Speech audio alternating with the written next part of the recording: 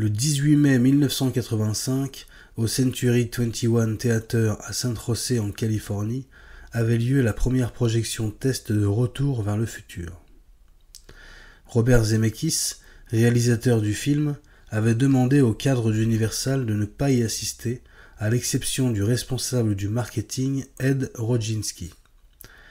Mis à part que Michael J. Fox et Christopher Lloyd jouent dedans, le public ignore tout du long métrage qu'il va voir. Sceptique et agité au début de la séance, ce dernier tombe progressivement sous les charmes du film et manifeste sa joie au moment où Marty entre dans le bar et voit Biff harceler George. L'enthousiasme est palpable jusqu'à la fin de la séance qui se termine par une ovation. Avant de quitter la salle, on donne au public un questionnaire à remplir afin qu'il donne son avis sur le film. Le résultat est inespéré, 96% des gens l'ont adoré.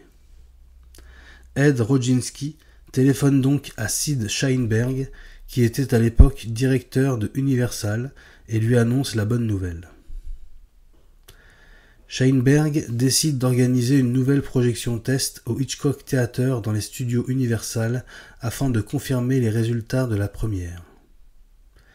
Zemeckis, qui est opposé à l'idée que la projection se fasse dans cette salle, essaie d'en trouver une autre dans le court laps de temps qui lui est imparti.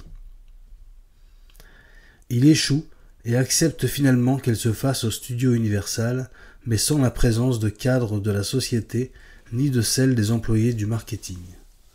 En effet, il veut que Retour vers le futur soit projeté devant un public test qui ignore tout de ce qu'il va voir. 7 minutes du film ont été supprimées depuis la première projection et des musiques composées par Alan Silvestri y ont été ajoutées. La bande originale n'était qu'à moitié terminée à ce moment-là. La réaction de ce deuxième public test surpassa celle du premier.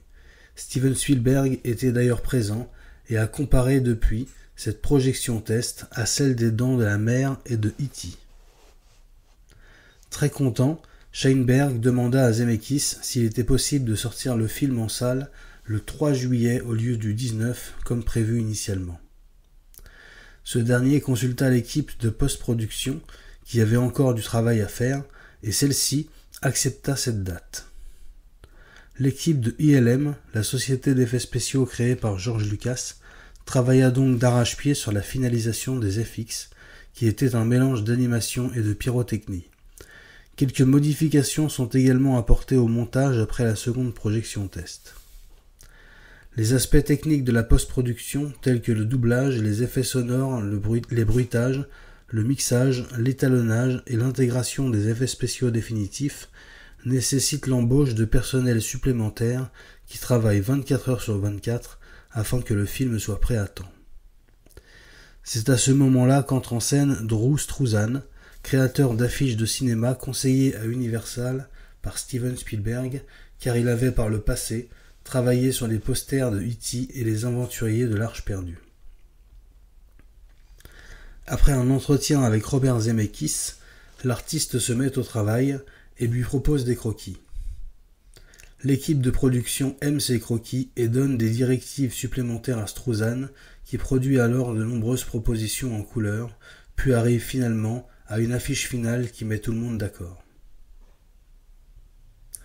Peu de temps après, Retour vers le futur sort dans 1341 salles de cinéma aux États-Unis. Nous sommes le 3 juillet 1985. Le nombre de salles monte à 1420 le vendredi 5, ce qui est énorme pour l'époque. Le film n'est retiré des salles américaines qu'en mars 1986. Les recettes s'élèvent à 200 millions de dollars sur le sol américain et 170 millions à l'étranger. Ce score est très élevé pour les années 80. Le film est nominé aux Oscars dans plusieurs catégories et au final, il est le plus grand succès au box-office de l'année 1985.